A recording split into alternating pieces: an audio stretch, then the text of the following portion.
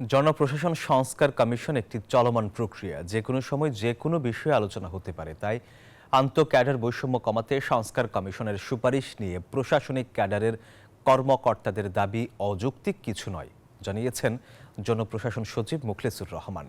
উপসচিব পদে পদোন্নতিতে প্রশাসন ক্যাডারের কোটা কমাতে জনপ্রশাসন সংস্কার কমিশনের নেওয়া সিদ্ধান্তের প্রতিবাদে রোববার সচিবালয়ে শোডাউন দিয়েছেন প্রশাসন ক্যাডারের কর্মকর্তারা। এরপর বাংলাদেশ অ্যাডমিনিস্ট্রেটিভ সার্ভিস অ্যাসোসিয়েশনের পক্ষ থেকে জনপ্রশাসন মন্ত্রণালয়ের সিনিয়র সচিব মুখলেসুর রহমানের কাছে লিখিত দাবি দাওয়া পেশ করেন তারা।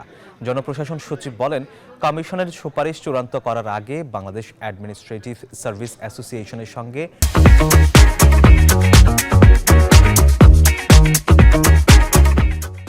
আলোচনায় বসা হবে। চলতি সপ্তাহের মধ্যে এই আলোচনা হবে। বাসার আমাদের সভাপতিকে দায়িত্ব দিয়েছি এবং জেলা প্রশাসক ঢাকাকে দায়িত্ব দিয়েছি। তারা মিলে একটা গ্রহণযোগ্য মাত্রায় আমাদের সংখ্যক কর্মকর্তা যারা আছেন এবং আমাদের এই জনপ্রশাসন সংস্কার কমিশন বলতে যা বুঝায়, একটা আমাদের ওয়ার্কশপ বলেন, সেমিনার বলেন, ক্লোজ ডোর ডিসকাশন বলেন অথবা ওপেন ডিসকাশন বলেন, করে একটা মতামত এই কমিশনকে দেওয়া হবে।